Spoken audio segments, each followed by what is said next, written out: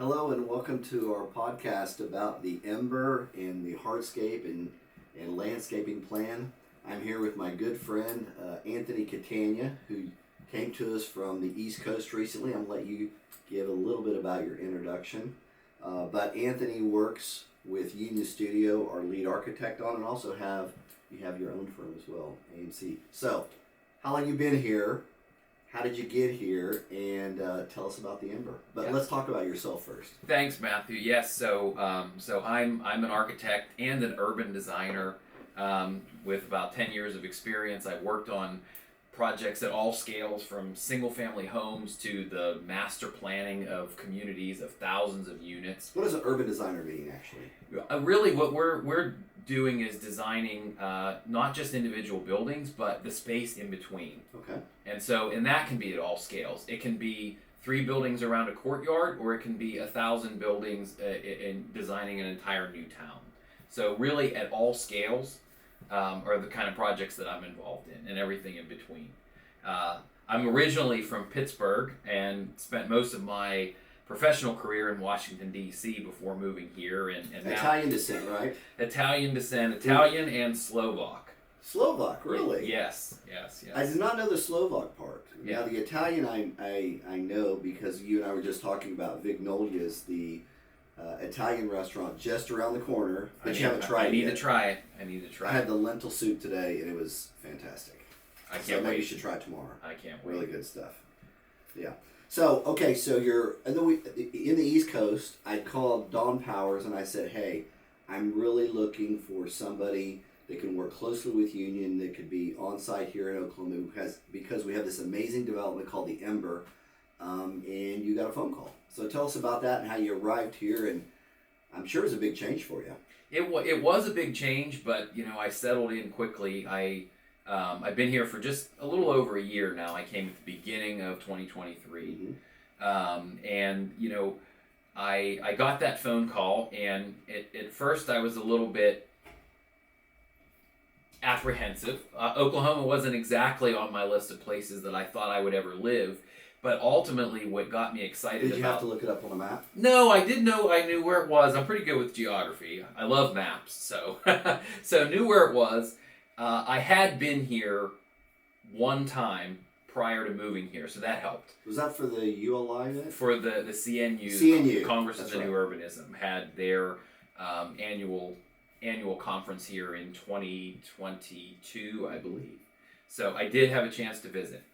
But what ultimately got me excited about coming here was just that Oklahoma, and no pun intended, is kind of the new frontier of urbanism and good design in some ways. And there are a lot of opportunities here to bring different patterns of development, different styles of development that people aren't used to seeing here, or haven't been used to seeing for 100 years.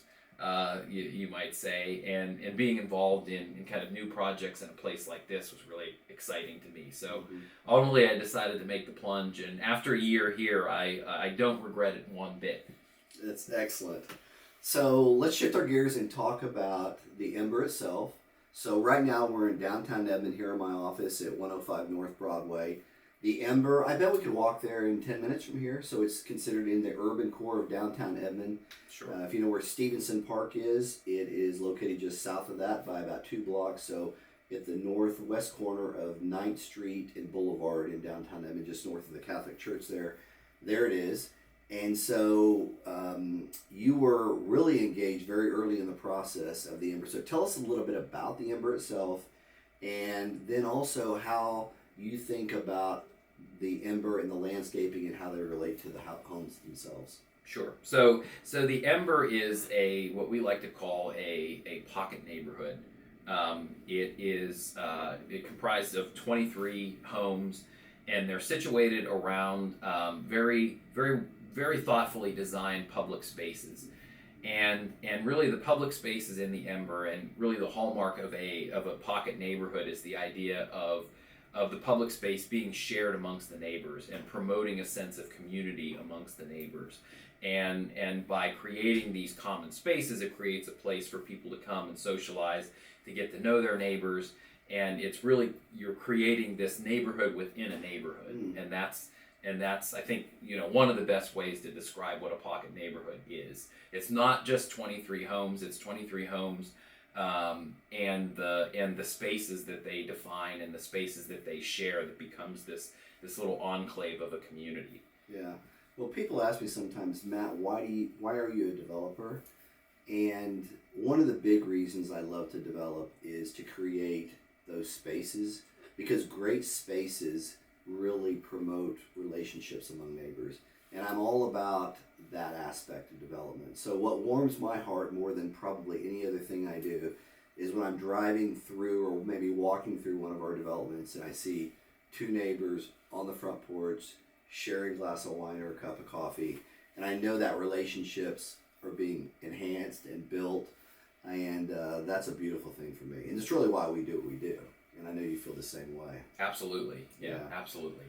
Tell us about what makes the Ember special from a landscape and hardscape perspective, and walk us through what that experience is going to be like for the residents who live there. Sure. So as I mentioned, there's a lot of emphasis placed on the public spaces that are shared by the residents of this pocket neighborhood, if you will. And so thinking about the design of these public spaces, in some ways it's kind of like designing a building in which walls define separate rooms of a building. You're kind of thinking of the exterior space in the same way.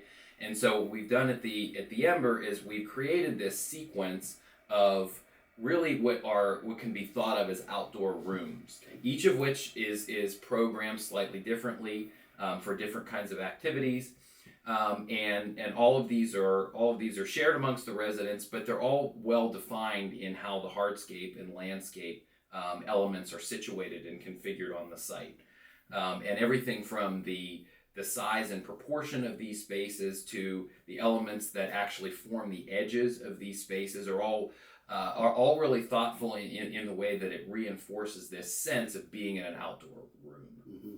So you and I have looked at hundreds of developments in our lifetime. We study them all the time. When we go on vacation, we're looking at developments, always trying to learn. What do you think makes a great development from a landscaping and hardscape perspective? What are those key elements in your mind? Well, I think that while I'm not a landscape architect, being an urban designer kind of forces you to think about the landscape design, because urban design, the design of really the public realm, the space between buildings, is all about how those spaces are defined. So like we're talking about defining an outdoor room. Mm-hmm. So buildings can define outdoor rooms. You can see that if you go to Europe, the great piazzas of Italy, mm-hmm. Very dense environments where the public spaces are almost carved out of the buildings as if they're solids. And so the buildings are very heavily defining that piazza, if you will. So at the Ember, we have the central green that is partially defined by the buildings that face it, but it's also partially defined by the landscape elements. So thinking about how the trees and the hedges and the landscaping elements kind of form that edge to reinforce the sense of an outdoor room is something that really takes landscape design to the next level and helps the landscape design work with the architectural design. It's very much about defining space. And I think that simplifies the idea of it, because it's not that complicated, but it's rarely done. It's rarely done well. Yes, it is. And these are lessons I've had to learn as a developer, right? Because many times developers, there's a couple of mistakes that we make generally, is we'll put a site plan together, we might put in the streets and the sidewalks, and the landscaping is kind of an afterthought, or it's filled in, kind of at the end. Bring in the landscape guy and he'll put some plants in, and hopefully you guess and get it right. And I was in a meeting the other day, a group called Hillwood, which is a big development company out of Texas, Ross Perot's development company. They came up here to study one of our developments. And they asked me, landscapers and architects, they said, what would you do? What are you going to do differently on your next one to make it first thing I said was I'm going to bring in the landscape and hardscape plan all the way up to when we're thinking about the site plan. I mean, you need to be thinking about that almost day one. They need to be working alongside the architect. And that's often not done. Yeah, right? It's an integral part of It's the an design. integral part of it, absolutely. And the other thing is, this is Don Powers from Union Studios' favorite words are, which is whatever you think the landscaping budget should be, double it. And you might even say triple it. And he's even told me, Matt, if you're going to sacrifice some of the elements on the home itself, do that before you'd sacrifice the landscape budget. And I think that's true because once you put these houses in relatively close proximity versus suburbia, where they might be 100 yards away or 50 yards away, and these can be relatively close proximity to the others, the landscape design becomes paramount to making those spaces work. Because a lot of times we'll go into these neighborhoods, really good, like if you go to Seaside or Rosemary Beach, and they feel amazing. They feel beautiful. And you really can't articulate why other than you go, I love this place. I love this space. I could live here. You know, I hear that a lot. But what they're experiencing is all those beautiful things that people planned up front. So when you think about the mistakes that guys like me make, or maybe other architects, what comes to mind from your standpoint? Well, certainly from a site planning and landscape design perspective, I think there's just the sense, and you kind of, you alluded to it, there's the sense that landscape design is all just about kind of filling in space with pretty plants, that space that's kind of left over. Mm-hmm. And there's a responsibility that the landscape design has to reinforce these public spaces that become so important in neighborhoods like this, where spaces are shared by a number of people. They have to be programmed, and there's a responsibility that they have to to the community to be elevated, right? Mm-hmm. And it's also the sense that you get, it's what allows the architecture to be simple, and it allows you to skimp first on the architecture if you don't skimp on the public space, because it allows the buildings to be more simple when the focus is on the public space. The focus is on the space between, and not so much on the building. Yes, that all makes sense. Okay, so I'm going to ask a question that you and I didn't plan for. We did a slight, I think we spent a few minutes before this podcast just talking about what we might want to talk about. This is a curveball. We didn't talk about it. But I love to ask people when I'm in their home, what's your favorite room? And where do you love to have coffee in the morning? And I'm always surprised by the answers I get. So I'm going to ask you that question. I want you to visualize, which you can do that because you and I spent hundreds of hours staring at the site plan and the sidewalks and the landscaping. When you think about places at the Ember, those outdoor rooms that you want to go and maybe grab a glass of wine or a cup of coffee and just sit down and read a book or spend some time, where do you think that special place is going to be for you at the Ember? Well, I'm really excited about this intimate seating area that we're planning that's actually just inside of the kind of main gateway into the neighborhood. Okay. From Littler.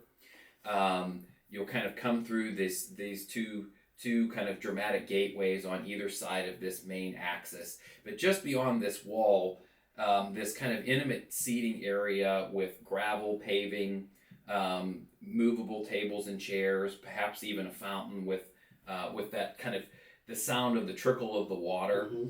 And hedges that are actually defining it and really, making it feel like this outdoor room, like we've been talking about. Like that's the space that I'm most excited to see come to life. That's where I want to go and sit and have the glass of wine and just relax and chill out. And even though it's the space that's closest to the street, right, the most public. In some ways, what might be seen as the most public, the way that it's designed, I think, is going to make it intimate, but the most accessible to people in this pocket neighborhood of the Ember. So I'm really excited about that space a lot. I love that. When I think of great outdoor rooms at the Ember, two come to mind. I actually think there's going to be 5 or 6 that are going to be fantastic, and based upon the time of the day and the season, I would imagine it's going to rotate around. Okay. But right now we're in, I'll call it early spring in Oklahoma. or fully constructed today, I would imagine there's two areas that I really enjoy right now. One is we have a hammock area that's right next to a cutting garden on the north side of the property of the Ember, on the north-south sidewalk, up on that end. And the reason why is because I know there's going to be tulips coming up there, and I think it's going to be stunning and beautiful. And of course, we're going to encourage people to cut those and make vases of flowers, in which we do in our office here once a week. The other one that I'm really excited about, and I think it's actually going to be a 3-season seating area for me, is down in the plunge pool area. So whenever I'm traveling and a hotel has an outdoor pool and it's well kept and well maintained, I will always go down there in the morning and have my cup of coffee by the pool, even if I have no intention of swimming. There's something about being around water, and that's going to be really close to the creek that's down there. And to me, that's going to be a really special, intimate place. It's going to be surrounded by that brick wall and some vines and landscaping. To me, those are two outdoor rooms, as you would say, that I think are going to be pretty amazing. Water is really an element that attracts people. It's just has that natural attraction. No matter how small the amount of water and the movement and sound of water are just kind of what would be your best guess why? I mean, I don't know, but I love sitting by a creek and hear the babble of the creek. I mean, I think it goes back to prehistoric times, like humans being naturally attuned to being attracted to water, because it's such an important part of life, especially when it's scarce. And we're very lucky in the modern age that water is not scarce, but it was at one time. So, that very well. I'm totally speculating here, but that might be it. Maybe it's a life-giving sound. Yeah. I believe, and my wife laughs at me a lot because I'm paraphrasing the Bible, and sometimes I get it completely wrong. But I'm going to try again here. But I believe somewhere in the Bible it mentions this phrase, and it says that the sound of God's voice is like the rushing waters. And I just wonder sometimes if that sound of water is something that we're familiar with. In the back of our mind, it's comforting to us. I don't know, but it could be, right? And for me, being around a river, I love to fly fish, and I love to walk by the creek, and most days I'm out hiking by the lake at Arcadia. So we spent so much time developing and planning the Ember. It's under construction right now, and it'll be the best development that I've done to date. And I'm really going to be proud of it. I couldn't have done it without you and the union team. So with that, I think we'll just wrap it up. Anthony, anything else you want to say about the Ember? Well, I'm just so excited to be involved in this project, and it's certainly been a learning experience for me, but it's also been really exciting to see everyone that's involved on the team, all of the consultants, the public, even folks at the city, just getting the opportunity to kind of bring new ways of doing things here, test them out, and seeing it come to life now. It's going to be a project that is so different than almost everything that's being built. And once it is complete, it's really going to be an example that sets the bar for the quality of new design, architecture, urban design, development in general for Oklahoma. So it's really exciting to be involved in the project. Well, Anthony, I can't thank you enough, and you and Dawn and the rest of the union team have been a pleasure to work with. And we have another development coming up really quickly, right on the other side of that wall right there.